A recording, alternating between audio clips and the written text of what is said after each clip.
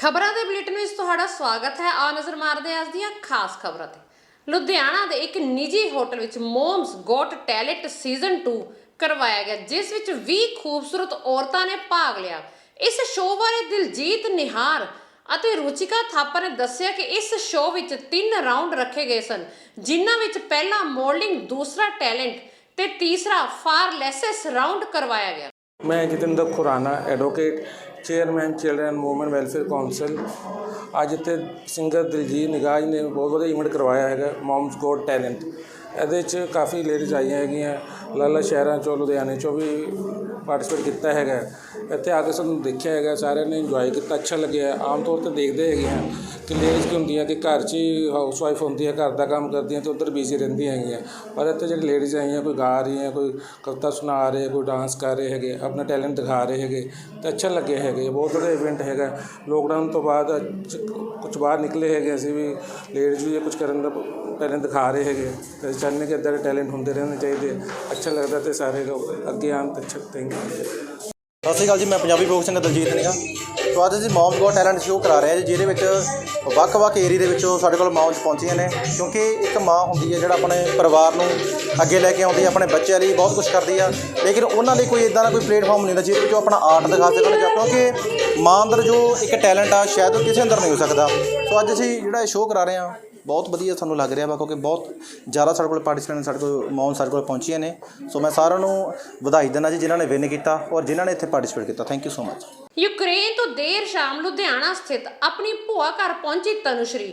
ਉਹਨੇ ਉੱਥੇ ਦੇ ਹਾਲਾਤਾਂ ਬਾਰੇ ਦੱਸਿਆ। ਉਸਨੇ ਦੱਸਿਆ ਕਿ ਯੂਕਰੇਨ ਦੀ ਟਰਨੋਪੋਲ ਯੂਨੀਵਰਸਿਟੀ ਵਿੱਚ MBBS ਦੇ 3 ਸਾਲ ਦੀ ਵਿਦਿਆਰਥਣ ਹੈ। ਜਦੋਂ ਉਸ ਨੂੰ ਕੀਵ ਵਿੱਚ ਹੋਏ ਹਮਲੇ ਬਾਰੇ ਪਤਾ ਲੱਗਿਆ ਅਤੇ ਉੱਥੋਂ ਉਹ ਆਪਣੇ ਕੁਝ ਸਾਥੀਆਂ ਨਾਲ ਬੱਸ ਵਿੱਚ ਚੜ੍ਹ ਗਈ, ਪਰ ਬੱਸ ਚਾਲਕ ਨੇ ਉਹਨਾਂ ਨੂੰ ਰਸਤੇ ਵਿੱਚ ਹੀ ਰੋਕ ਲਿਆ ਅਤੇ ਉਹਨਾਂ ਨੂੰ ਕਾਫੀ ਪੈਦਲ ਜਾਣਾ ਪਿਆ। ਹਾਲਾਤ ਇੰਨੇ ਖਰਾਬ ਸਨ ਕਿ ਯੂਕਰੇਨ ਦੇ ਲੋਕ ਉਸ ਦੀ ਮਦਦ ਨਹੀਂ ਕਰ ਰਹੇ ਸਨ। यूक्रेन दिया 2 चौकियां सन। मैं टर्नोपल में पढ़ रही थी, Ternopil national medical university 3rd year में। और कब वापस आए? वापस हम लोग यहाँ पे तो मैं कल ही आई हूँ शाम में, बट हम वहाँ से निकल गए थे टर्नोपल से 25 की रात को। हमने अपनी प्राइवेट बस बुक की थी निकलने के लिए, जिसमें अराउंड 57 बच्चे थे। तो हम लोग निकले थे शैनी मेदुका बॉर्डर के लिए, जो पोलैंड का बॉर्डर है। तो कब आपको हालात बिगड़े पता चला था आपको? जब फर्स्ट कीव में ब्लास्ट हुआ, जो मॉर्निंग स्ट्राइक हुआ था, वो हमें जैसे ही पता चला तो वैसे ही हमारी उससे पहले हमारी यूनिवर्सिटी और सारे जो हमें मतलब किसी ने हमें पैनिक या फिर ये नहीं किया कि हमें ख़तरा है, या फिर ये सब ने बोला सेफ़ है, वॉर नहीं होगा, जाने की घर ज़रूरत नहीं है। ऑफलाइन क्लासेस चल रही थी हमारी, तो हम लोग इसलिए नहीं निकले वहाँ से। पर जैसे ही कीव में फर्स्ट ब्लास्ट हुआ, तुरंत यूनिवर्सिटी ऑनलाइन कर दिया। यूनिवर्सिटी ने बोला आप लोग निकल जाओ, और हमने सोचा अब तो वॉर स्टार्ट हो गई, अब ये लोग हमें निकलने के लिए बोल रहे हैं। अगर हमारी सेफ्टी का होता तो हमें पहले से ही वार्निंग करके निकाल दिया जाता वहाँ से, बट वो नहीं हुआ। तो फिर फर्स्ट कीव का ब्लास्ट हुआ और उसके बाद हमें पता चल गया वॉर स्टार्ट हो गई। तो हमने सोचा अब हमें यहाँ से जाना पड़ेगा, तो then we started making plan जाने के लिए वहाँ से। 25 की रात को हम वहाँ से निकले हैं बस से, और लवीव क्रॉस करने के बाद शनियानी है एक जगह, वहाँ पे हमको बस ने उतार दिया। और बस ने हमें ऑलमोस्ट 40 किलोमीटर पहले उतारा, और हम लोग उतरे। हमने पहले तो बस ड्राइवर को रिक्वेस्ट किया कि हम इतना नहीं चल पाएंगे, क्योंकि सुबह के 3-4 बज रहे थे और बहुत ठंडा क्लाइमेट था। तो हमने उनको बोला कि हम बच्चे हैं, हम नहीं चल पाएंगे इतना, आप प्लीज़ थोड़ा सा और आगे ले चलो हमें। पर बस ड्राइवर उतर के चला गया, वो बोला मैं जाऊँगा ही नहीं इससे आगे। तो हमने सोचा अब हम इसको कुछ कर नहीं सकते हैं, तो हम लोग उतर गए सब बच्चे, और हमने वॉक करना स्टार्ट किया। फिर हम लोग पूरी रात वॉक करते रहे। पहले तो हम लोग ठीक थे, हम लोग सोचे चलो पहुंच जाएंगे, बट धीरे धीरे सारे बच्चे थकते गए। और जिन बच्चों के पास बहुत सारा सामान था, ट्रॉलीज थी बड़ी बड़ी, उन्होंने सब रास्ते में छोड़ दिया अपना सामान, क्योंकि आगे कैरी ही नहीं कर पा रहे थे हम लोग कुछ भी। फिर हम पूरी रात चले हैं। हमने इवन लोकल जो लोग थे वहाँ पे ऐसे गाड़ियों की ना लाइन लगी हुई है बॉर्डर तक, लोकल लोगों की जो क्रॉस कर रहे हैं अपनी कार से, ओन व्हीकल से। तो उन्होंने हीटर्स वगैरह अपनी कार में चला रखे हैं और अपना फूड सप्लाई भर रखा है। तो हमने उनसे हेल्प मांगी बहुत सारी कार से कि हमको थोड़ा सा 10-15 मिनट के लिए बैठने दो अंदर, बहुत ठंडी है बाहर। बट हमें वहाँ पे भी किसी ने, लोकल लोगों ने किसी ने हेल्प नहीं की, किसी ने हमको बैठने नहीं दिया। तो हम लोग पूरी रात ठंडी में चलते रहे हैं, पूरा दिन हम लोग चले हैं। फिर शाम को 5 बजे के अराउंड, 5-6 बजे के अराउंड हम लोग फर्स्ट चेक पॉइंट पे पहुँचे बॉर्डर के, 50 किलोमीटर चलने के बाद। और फिर हम फर्स्ट चेक पॉइंट पे पहुँचे तो हमें लगा कि बस अब ये शायद क्रॉस करना होगा, इसके आगे ही होगा, बस हो गया, इतना ही था। फिर हम फर्स्ट चेक पॉइंट पे हम बैठे रहे। तो हम जैसे ही फर्स्ट चेक, तो बच्चे हमने देखा, मेरी यूनिवर्सिटी के बच्चे सब वापस जा रहे थे टर्नोपिल। तो हम लोग घबरा गए कि हम इतना चल के आए और ये लोग तो वापस जा रहे हैं बच्चे। तो बच्चे क्योंकि गिव अप कर चुके थे, बहुत बच्चे 3-3 दिन तक बॉर्डर पे रह के वापस गए हैं। एम्बेसी ने तो बोल दिया बच्चे आएंगे, हम हेल्प करेंगे बॉर्डर पे। बच्चे बॉर्डर पे आके वापस जा रहे हैं जिस जगह से वो लोग आए हैं। उनको ये वेदर इतना ख़राब लग रहा है कि उनको लग रहा है बम्बार्डमेंट ज़्यादा ठीक है, बंकर में रह लेंगे, पर ये ऐसे क्लाइमेट में नहीं रह पाएंगे हम लोग। तो बच्चे वापस जा रहे थे तो हमने सोचा अब हम भी अपना ट्राई कर लेते हैं। तो हम लोग आगे गए, बॉर्डर उस टाइम पे क्लोज था। तो हमने सोचा हम रात में रुक लेते हैं यहाँ पे, क्या पता सुबह खुल जाए बॉर्डर। पर होपफुली बॉर्डर 1 घंटे बाद ही खुल गया। तो हम लोग गए, हम बॉर्डर के अंदर, हमें उन्होंने बस थोड़ा सा हम बॉर्डर के अंदर गए, उन्होंने हमें वहीं पर खड़ा कर दिया। तो हमें लगा आप क्रॉस करवाएंगे, आप क्रॉस, पर यूक्रेनियन सोल्जर्स ने हमें क्रॉस नहीं करने दिया। हम वहीं पे खड़े रहे पूरी रात। ना हमारे पास शेल्टर था, ना हमारे पास ब्लैंकेट थी, किसी बच्चे के पास खाना नहीं था, पानी नहीं था, सब बच्चे ऐसे ही बैठे हुए थे, ना आग थी वहाँ पे, कुछ नहीं। इवन जो वहाँ पे ना एक बगल में पेट्रोल पंप था, उसमें चार्जिंग पॉइंट था। मैं और मेरी फ्रेंड हम लोग चार्जिंग पॉइंट अपना चार्ज करने फ़ोन गए कि फैमिली को बता दें, उन्होंने हमें फ़ोन तक नहीं चार्ज करने दिया हमारा। पता नहीं क्या हो जाता उससे अगर फ़ोन चार्ज करने, तो फ़ोन तक नहीं चार्ज करने दिया। फिर हमने सोचा छोड़ो, ये हमें कुछ नहीं करने देंगे, हम बस टॉर्चर करने के लिए इन्होंने बिठा रखा है यहाँ पे। तो हम लोग पूरी रात हमने रोड पे बिताई, पूरी रात ठंडी पड़ रही थी और वो बार बार हमें खड़ा कर रहे थे कि अब क्रॉस करने देंगे, फिर क्रॉस नहीं करने देते थे, फिर बार बार बच्चे। फिर एक पॉइंट के बाद सुबह बच्चे बिल्कुल अग्रेसिव हो गए, क्योंकि हमारे सामने वो लोग गन रीलोड कर रहे हैं। इवन मेरा हाथ पकड़ के एक सोल्जर ने मुझे ऐसे बैक कर दिया।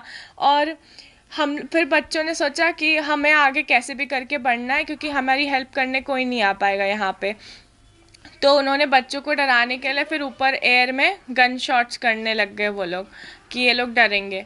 फिर जब उन्होंने ये सब कर दिया तो बच्चे को पता चल गया कि ये क्रॉस नहीं करने देंगे हमें। तो बच्चे आके बैठ गए, हम पूरी रात फिर बैठे रहे, सुबह हम लोग बैठे रहे। फिर सुबह उन्होंने शायद एम्बेसी से किसी से उनको आया होगा फोर्स कि क्रॉस करने दो। तो उन्होंने हमें सुबह के टाइम, थोड़े बच्चों ने क्रॉस किया, पर मैंने उस टाइम नहीं क्रॉस किया क्योंकि मैं बॉर्डर से निकल के चली गई थी, क्योंकि मैं बहुत थक चुकी थी और मैं गिव अप कर चुकी थी ऑलमोस्ट कि मेरे से नहीं क्रॉस होगा ये बॉर्डर। तो मैं जाने वाली थी वापस टर्नोपिल। तो मैं कैब में बैठी हुई थी कि अब मैं यहाँ नहीं रुक सकती, मैं कैब में बैठी हुई थी। फिर जैसे ही मेरे कुछ फ्रेंड्स थे उन्होंने शायद क्रॉस किया, तो उन्होंने कॉल किया कि खुल गया बॉर्डर, क्रॉस करने दे रहे हैं। तो हम लोग फटाफट उतरे, मैं और मेरी फ्रेंड, और हम लोग गए बॉर्डर की तरफ कि अब हम भी क्रॉस। फिर हमें पूरा दिन फिर से 5 बजे तक उन्होंने बिठा के रखा, क्रॉस नहीं करने दिया। ਤਰਨਤਾਰਨ ਸ਼ਹਿਰ ਮੁਰਾਦਪੁਰ ਦੇ ਨੇੜੇ ਪਤੀ ਪਤਨੀ ਝਗੜੇ ਦੌਰਾਨ ਇੱਕ ਛੋਟੀ ਬੱਚੀ ਦੀ ਮੌਤ ਹੋ ਗਈ। ਜਿਸ ਸਮੇਂ ਪੁਲਿਸ ਨੂੰ ਇਸ ਗੱਲ ਦੀ ਸੂਚਨਾ ਮਿਲੀ ਤਾਂ ਪਤੀ ਨੂੰ ਮੌਕੇ ਤੋਂ ਹੀ ਕਾਬੂ ਕਰ ਲਿਆ ਗਿਆ। ਪੁਲਿਸ ਮੁਤਾਬਿਕ ਬਾਪ ਨੇ ਹੀ 5 ਸਾਲਾ ਬੱਚੀ ਨੂੰ ਜ਼ਮੀਨ ਤੇ ਸੁੱਟ ਦਿੱਤਾ ਤੇ ਉਸ ਦੀ ਮੌਤ ਹੋ ਗਈ। ਬਹਰਹਾਲ ਪੁਲਿਸ ਨੇ ਮਾਮਲਾ ਦਰਜ ਕਰਕੇ ਜਾਂਚ ਸ਼ੁਰੂ ਕਰ ਦਿੱਤੀ ਹੈ। ਗੱਲਬਾਤ ਇਹ ਹੋਈ ਜੀ, ਮੇਰਾ ਪ੍ਰਾਹੁਣਾ ਹੈ ਤੇ ਪ੍ਰਾਹੁਣੇ ਨੇ ਸੱਟ ਮਾਰੀ ਹੈ, ਜਾ ਕੇ ਮਿਲਣੇ ਲੈ ਗਿਆ ਸੀ ਉਹਨੂੰ ਘਰ, ਤੇ ਉਹਦੀ ਸੱਸ ਲੈ ਗਈ ਸੀ ਤੇ ਉਹਨਾਂ ਨੇ ਜਾ ਕੇ ਕੁੜੀ ਮੇਰੀ ਲੈਣ ਗਈ ਹੈ ਬੱਚਾ, ਤੇ ਉਹਨੇ ਚੁੱਕ ਕੇ ਪਟਕਾਰਾ ਮਾਰਿਆ ਖਿੱਚ ਕੇ, ਤੇ ਅਸੀਂ ਪਹਿਲਾਂ ਦੌੜ ਗਏ ਬੱਬੂ ਡਾਕਟਰ ਦੇ ਗਏ। ਉਸ ਤੋਂ ਬਾਅਦ ਸਰਕਾਰੀ ਹਸਪਤਾਲ 'ਚ ਆਏ, ਫਿਰ ਸਾਨੂੰ ਸਰਕਾਰੀ ਹਸਪਤਾਲ ਦੇ ਵਿੱਚੋਂ ਸਾਨੂੰ ਜਵਾਬ ਦੇ ਦਿੱਤਾ ਵੀ ਅੰਮ੍ਰਿਤਸਰ ਲੈ ਜਾਓ ਮਾਈ ਨਾਨਕੀ ਦੇ ਹਸਪਤਾਲ। ਉੱਥੇ ਭਾਜੀ ਉੱਥੇ ਜਾਂਦਿਆਂ ਮਾੜਾ ਮੋਟਾ ਦੇਖਿਆ, ਜਾਂਦੀ ਮਰ ਗਈ। ਸਾਡੀ ਇੱਥੇ ਆ ਕੇ ਰਬਟ ਕਰਵਾਤੀ ਵੀ ਬੱਚੀ ਇੱਥੇ ਦਾਖਲ ਕਰਾ ਦਿਓ, ਇੱਥੇ ਕਰ ਦਿਓ ਜਮ੍ਹਾਂ। ਇਹ ਰਾਤ ਦੀ ਕੱਲ੍ਹ ਦੀ 2 ਵਜੇ ਦੀ ਮਰੀ ਦੀ ਹੈ।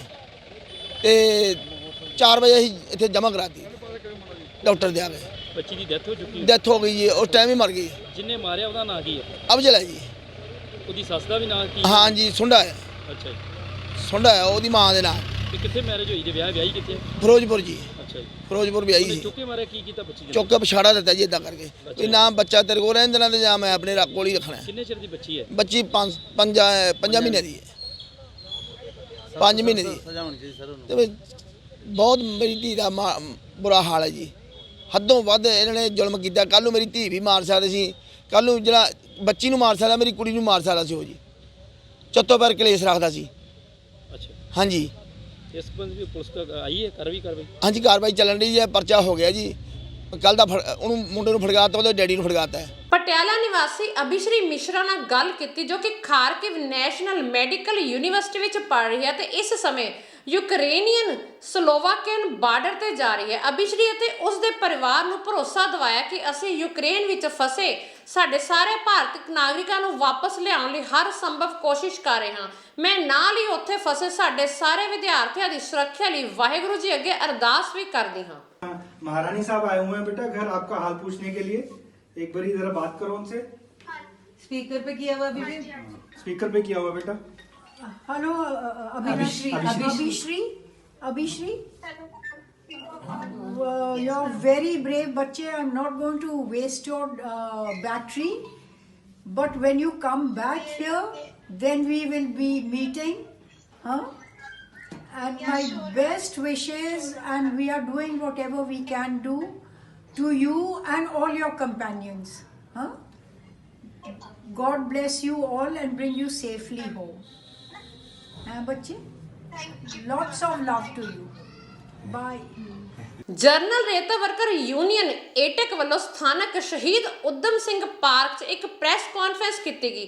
ਇਹ ਪ੍ਰੈਸ ਕਾਨਫਰੰਸ 'ਚ ਆਗੂਆਂ ਨੇ ਫਾਜ਼ਿਲਕਾ 'ਚ ਹੋ ਰਹੀ ਗੈਰ ਕਾਨੂੰਨੀ ਰੇਤਾ ਮਾਈਨਿੰਗ ਦੇ ਮਸਲੇ ਤੇ ਬੋਲਦਿਆਂ ਕਿਹਾ ਕਿ ਫਾਜ਼ਿਲਕਾ ਦੇ ਪਿੰਡ ਨਵਾਂ ਰਸਤਾ, ਪਿੰਡ ਨਵੀਂ ਬਸਤੀ, ਸਲੇਮ ਸ਼ਾਹ, ਸਤਲੁਜ ਦਰਿਆ ਦੇ ਨਜ਼ਦੀਕ ਪੀਰ ਬਾਬੇ ਦੀ ਸਮਾਧ ਤੇ ਜਲਾਲਾਬਾਦ ਵਿਖੇ ਅਮੀਰ ਖਾਸ ਅਤੇ ਸੇਮ ਨਾਲਾ ਕਾਠਗੜ੍ਹ ਤੇ ਆਸ-ਪਾਸ ਵੱਡੇ ਪੱਧਰ ਤੇ ਰੇਤ ਮਾਫੀਆ ਵੱਲੋਂ ਧੜੱਲੇ ਨਾਲ ਰੇਤ ਚੋਰੀ ਕਰਕੇ ਸਰਕਾਰੀ ਖਜ਼ਾਨੇ ਨੂੰ ਚੂਨਾ ਲਗਾਇਆ ਜਾ ਰਿਹਾ ਹੈ। ਉਹਨਾਂ ਕਿਹਾ ਕਿ ਉਹਨਾਂ ਵੱਲੋਂ ਇਸ ਬਾਰੇ ਪੰਜਾਬ ਪੁਲਿਸ ਦੇ ਸੰਬੰਧਿਤ ਅਫਸਰ ਨੂੰ ਜਾਣਕਾਰੀ ਦੇਣ ਦੇ ਬਾਵਜੂਦ ਵੀ ਕੋਈ ਯੋਗ ਕਾਰਵਾਈ ਨਹੀਂ ਕੀਤੀ ਜਾ ਰਹੀ, ਜਿਸ ਕਾਰਨ ਇਹ ਸਭ ਕਥਿਤ ਮਿਲੀ ਭਗਤ ਨਾਲ ਹੋ ਰਿਹਾ ਹੈ।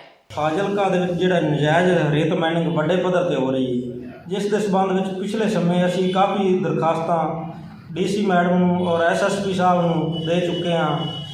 ਇਸ ਤੋਂ ਇਲਾਵਾ ਚੋਣ ਕਮਿਸ਼ਨਰ ਨੂੰ ਵੀ ਚੋਣਾਂ ਹੋਣ ਦੇ ਬਾਵਜੂਦ ਵੀ ਅਸੀਂ ਜਿਹੜੀ ਆਪਣੀ ਗੱਲ ਪਹੁੰਚਾ ਚੁੱਕੇ ਹਾਂ ਪ੍ਰੈਸ ਰਾਹੀਂ, ਪਰ ਅੱਜ ਤੱਕ ਕੋਈ ਕਾਨੂੰਨੀ ਕਾਰਵਾਈ ਜਿਹੜੀ ਖਾਨਾ ਪੂਰਤੀ ਜ਼ਰੂਰ ਕੀਤੀ ਜਾਂਦੀ ਹੈ। ਬਾਕੀ ਜਿਹੜੇ ਵਹੀਕਲ ਮੌਕੇ ਤੇ ਫੜਾਏ ਜਾਂਦੇ ਨੇ ਉਹਨਾਂ ਨੂੰ ਇਹਨਾਂ ਵੱਲੋਂ ਛੱਡ ਦਿੱਤਾ ਜਾਂਦਾ ਹੈ ਔਰ ਖੱਡੇ ਲਗਾਤਾਰ ਜਿਹੜੇ ਰੇਤ ਦੇ ਨੇ ਵੱਡੇ ਪੱਧਰ ਤੇ ਜਿਹੜਾ ਰੇਤ ਕੱਢੀ ਜਾ ਰਹੀ ਹੈ, ਜਿਸ ਦੇ ਸਬੰਧ ਵਿੱਚ ਅਸੀਂ ਅੱਜ ਵੀ ਬਕਾਇਦਾ ਟਰਾਲੀਆਂ ਜਿਹੜੀਆਂ ਨੇ ਵੀਡੀਓ ਬਣਾ ਕੇ ਤੇ ਉਹਨਾਂ ਨੂੰ ਗੱਲ ਕਰੀ ਸੀ ਐਸਐਸਪੀ ਦਫ਼ਤਰ ਦੇ ਵਿੱਚ। ਉਹ ਕਹਿੰਦੇ ਅਸੀਂ ਕਾਰਵਾਈ ਕਰ ਰਹੇ ਹਾਂ, ਪਰ ਉਹਨਾਂ ਵੱਲੋਂ ਕੋਈ ਕਾਨੂੰਨੀ ਕਾਰਵਾਈ ਨਹੀਂ ਕੀਤੀ ਜਾ ਰਹੀ, ਕਿਉਂਕਿ ਉਹ ਆਪ ਸ਼ਰੇਆਮ ਐਸਐਸਪੀ ਦਾ ਜਿਹੜਾ ਰੇਡਰ ਨਾਲ ਲੈ ਕੇ ਉਹ ਆਇਆ ਹੈ, ਉਹ ਬਕਾਇਦਾ ਖੱਡੇ ਤੇ ਜਾਂਦਾ ਕਾਲੀ ਗੱਡੀ ਲੈ ਕੇ ਜਾਂ ਕਈ ਵਾਰ ਹੋਰ ਗੱਡੀਆਂ ਲੈ ਕੇ ਉਹ ਤੋਂ ਵਹੀਕਲ ਭਰਾ ਕੇ ਆਪ ਲੈ ਆਉਂਦਾ ਹੈ। ਉਹਨਾਂ ਦਾ ਨਾਮ ਤਾਂ ਨਹੀਂ ਜਾਣਦੇ, ਬਕਾਇਦਾ ਪਿਛਲੇ ਸਮੇਂ ਤੋਂ ਜਦੋਂ ਉਹਦਾ ਐਸਐਸਪੀ ਆਇਆ ਉਹਨੂੰ ਨਾਲ ਹੀ ਲੈ ਕੇ ਆਇਆ ਆਪ ਦੇ ਨਾਮ ਤੇ ਜਿਹੜਾ ਬਕਾਇਦਾ ਅਸੀਂ ਜੇ ਮਾਈਨਿੰਗ ਦੇ ਜਿਹੜੇ ਅਧਿਕਾਰੀ ਨੇ ਉਹਨਾਂ ਨੂੰ ਫੋਨ ਕਰਦੇ ਹਾਂ ਤਾਂ ਉਹ ਆਪ ਕਾਨੂੰਨੀ ਕਾਰਵਾਈ ਕਰਦੇ ਹਨ, ਪਰ ਜਿਹੜੇ ਇਹ ਪੰਜਾਬ ਪੁਲਿਸ ਇਹ ਬਿਲਕੁਲ ਮਿਲੀ ਹੋਈ ਹੈ ਔਰ ਸਾਰਾ ਕੰਮ ਜਿਹੜਾ ਹੈਗਾ ਹੈ ਪੰਜਾਬ ਪੁਲਿਸ ਦਾ ਤੇ ਡੀਸੀ ਮੈਡਮ ਦਾ ਵਿੱਚ ਨਾਲ ਹਿੱਸਾ ਹੈ, ਜਿਹੜਾ ਕਾਰਨ ਕਰਕੇ ਇਹਨਾਂ ਤੇ ਕਾਨੂੰਨੀ ਕਾਰਵਾਈ ਨਹੀਂ ਹੋ ਰਹੀ। ਕੇਂਦਰ ਸਰਕਾਰ ਵੱਲੋਂ ਭਾਖੜਾ ਬਿਆਸ ਮੈਨੇਜਮੈਂਟ ਬੋਰਡ ਵਿੱਚੋਂ ਪੰਜਾਬ ਦੀ ਮੈਂਬਰਸ਼ਿਪ ਖਤਮ ਕਰਨ ਦੇ ਰੋਸ ਵਜੋਂ ਜ਼ਿਲ੍ਹਾ ਗੁਰਦਾਸਪੁਰ ਦੇ ਵਿੱਚ ਆਮ ਆਦਮੀ ਪਾਰਟੀ ਦੇ ਵੱਲੋਂ ਜ਼ਿਲ੍ਹਾ ਪ੍ਰਧਾਨ ਕਸ਼ਮੀਰ ਸਿੰਘ ਵਾਲਾ ਦੀ ਅਗਵਾਈ ਵਿੱਚ ਸਹਾਇਕ ਕਮਿਸ਼ਨਰ ਨੂੰ ਕੇਂਦਰ ਸਰਕਾਰ ਦੇ ਨਾਮ ਮੰਗ ਪੱਤਰ ਦਿੱਤਾ ਗਿਆ। ਇਸ ਮੌਕੇ ਕਸ਼ਮੀਰ ਸਿੰਘ ਵਾਲਾ ਨੇ ਦੱਸਿਆ ਕਿ ਭਾਖੜਾ ਬਿਆਸ ਮੈਨੇਜਮੈਂਟ ਬੋਰਡ ਵਿੱਚੋਂ ਪੰਜਾਬ ਦੀ ਮੈਂਬਰਸ਼ਿਪ ਖਤਮ ਕਰਨ ਦੇ ਵਿਰੋਧ ਵਿੱਚ ਪਾਰਟੀ ਦੇ ਹੁਕਮਾਂ ਮੁਤਾਬਕ ਕੇਂਦਰ ਸਰਕਾਰ ਦੇ ਨਾਮ ਤੇ ਮੰਗ ਪੱਤਰ ਦਿੱਤਾ ਗਿਆ ਤੇ ਕੇਂਦਰ ਸਰਕਾਰ ਆਪਣੇ ਇਸ ਫੈਸਲੇ ਨੂੰ ਵਾਪਸ ਲਵੇ। ਬਾਕੀ ਆਉਣ ਵਾਲੇ ਦਿਨਾਂ ਵਿੱਚ ਪਾਰਟੀ ਜੋ ਹੁਕਮ ਉਲੀਕੇਗੀ ਉਸ ਦੇ ਮੁਤਾਬਕ ਅਗਲੀ ਰਣਨੀਤੀ ਤਿਆਰ ਕੀਤੀ ਜਾਵੇਗੀ। ਅੱਜ ਅਸੀਂ ਜੀ ਜਿਹੜਾ ਭਾਖੜਾ ਮੈਨੇਜਮੈਂਟ ਬੋਰਡ ਆ ਉਹਦੇ ਵਿੱਚੋਂ ਪੰਜਾਬ ਦੀ ਹਿੱਸੇਦਾਰੀ ਜਿਹੜੀ ਸੈਂਟਰ ਗਵਰਨਮੈਂਟ ਖਤਮ ਕਰ ਰਹੀ ਆ, ਉਹਦੇ ਸੰਬੰਧ ਵਿੱਚ ਅਸੀਂ ਪਾਰਟੀ ਦੇ ਦਿਸ਼ਾ ਨਿਰਦੇਸ਼ਾਂ ਅਨੁਸਾਰ ਜਿਹੜਾ ਅੱਜ ਮੈਮੋਰੈਂਡਮ ਆਪਣੇ ਸਾਰੇ ਸਾਥੀਆਂ ਜ਼ਿਲ੍ਹਾ ਟੀਮ ਨਾਲ ਦੇਣ ਵਾਸਤੇ ਆਏ ਡੀ ਸਾਹਿਬ ਨੇ। ਅਸੀਂ ਕੀਤਾ ਇਹ ਹੈ ਜੀ, ਉਹ ਡੀ ਸਾਹਿਬ ਤੇ ਗਏ ਹੋਏ ਆ ਇਲੈਕਸ਼ਨ ਦੇ ਦੌਰ ਦੇ ਵਿੱਚ, ਕਿਤੇ ਉਹਨਾਂ ਨਾਲ ਫੋਨ ਤੇ ਗੱਲ ਹੋਈ, ਉਹ ਕਹਿੰਦੇ ਮੈਡਮ ADC ਬੈਠੇ ਆ, ਮੈਡਮ ADC ਜਿਹੜੇ ਬੈਠੇ ਆ ਉਹਨਾਂ ਨੂੰ ਅਸੀਂ ਜਿਹੜਾ ਆਪਣਾ ਮੈਮੋਰੈਂਡਮ ਹੁਣੇ ਦੇ ਕੇ ਆਏ ਆ, ਤੇ ਉਹਨਾਂ ਨੂੰ ਯਕੀਨ ਦਵਾਇਆ ਕਿ ਤੁਹਾਡਾ ਮੈਮੋਰੈਂਡਮ ਜਿਹੜਾ ਵਾ ਉਹ ਗਵਰਨਰ ਸਾਹਿਬ ਨੂੰ ਭੇਜ ਦਾਂਗੇ ਤਾਂ ਕਿ ਉਹ ਸੈਂਟਰ ਨੂੰ ਜਿਹੜਾ ਮੈਸੇਜ ਸਾਡਾ ਪਾਰਟੀ ਦਾ ਪਹੁੰਚਾ ਦੇਣਗੇ। ਵੇਖੋ ਜੀ, ਇਹ ਤੇ ਸਾਡੇ ਵੱਲੋਂ ਇੱਕ ਰੋਸ ਵਿਅਕਤ ਕੀਤਾ ਗਿਆ ਵਾ, ਜੇ ਇਹਦੇ ਉੱਤੇ ਨਹੀਂ ਪੂਰੇ ਪੰਜਾਬ 'ਚ ਦਿੱਤੇ ਗਏ ਮੈਮੋਰੈਂਡਮ, ਜੇਕਰ ਇਹਦੇ ਸੰਬੰਧ ਵਿੱਚ ਕੋਈ ਸਟੇਟ ਵੱਲੋਂ ਜਾਂ ਗਵਰਨਮੈਂਟ ਵੱਲੋਂ ਕੋਈ ਐਕਸ਼ਨ ਸਾਡਾ ਨਹੀਂ ਭੇਜਿਆ ਜਾਂਦਾ, ਫਿਰ ਅਸੀਂ ਅਗਲਾ ਸਟੈਪ ਜੋ ਪਾਰਟੀ ਸਾਨੂੰ ਹੁਕਮ ਕਰੇਗੀ ਉਹਦੇ ਮੁਤਾਬਕ ਫਿਰ ਅਸੀਂ ਅਗਲਾ ਪ੍ਰੋਗਰਾਮ ਜਿਹੜਾ ਉਹ ਲਿਖਾਂਗੇ।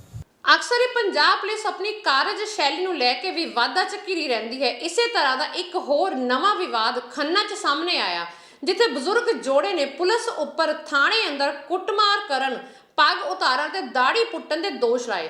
ਬਜ਼ੁਰਗ ਜੋੜੇ ਨੇ ਉਹਨਾਂ ਦੀ ਧੀ ਨਾਲ ਵੀ ਪੁਲਿਸ ਵੱਲੋਂ ਬਦਸਲੂਕੀ ਕਰਨ ਤੇ ਥੱਪੜ ਮਾਰਨ ਦੇ ਦੋਸ਼ ਲਾਏ ਹਨ। ਇਹ ਤਿੰਨੋਂ ਜਣੇ ਸਰਕਾਰੀ ਹਸਪਤਾਲ ਖੰਨਾ ਦਾਖਲ ਹਨ। ਪੁਲਿਸ ਵੱਲੋਂ ਬਜ਼ੁਰਗ ਜੋੜੇ ਦੇ ਘਰ ਜਾਣ ਦੀ CCTV ਫੁਟੇਜ ਵੀ ਸਾਹਮਣੇ ਆਈਆਂ ਹਨ। ਉੱਚ ਪੁਲਿਸ ਅਧਿਕਾਰੀਆਂ ਵੱਲੋਂ ਇਸ ਮਾਮਲੇ ਦੀ ਜਾਂਚ ਸ਼ੁਰੂ ਕਰ ਦਿੱਤੀ ਗਈ ਹੈ। ਆਂਟੀ ਕੀ ਨਾਮ ਹੈ ਤੁਹਾਡਾ? ਕੁਲਦੀਪ ਕੌਰ ਹੈ। ਤੇ ਕੀ ਹੋਇਆ ਸੀ ਜੀ?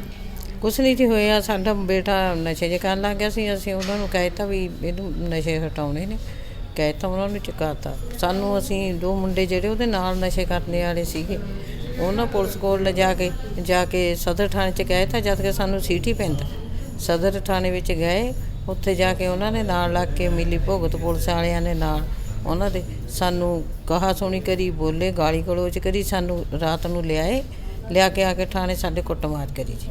ਕੌਣ ਸੀਗਾ ਜੀ ਉਹ? ਤਾਂ ਜੀ ASI ਦਾ ਇੱਕ ਤਾਂ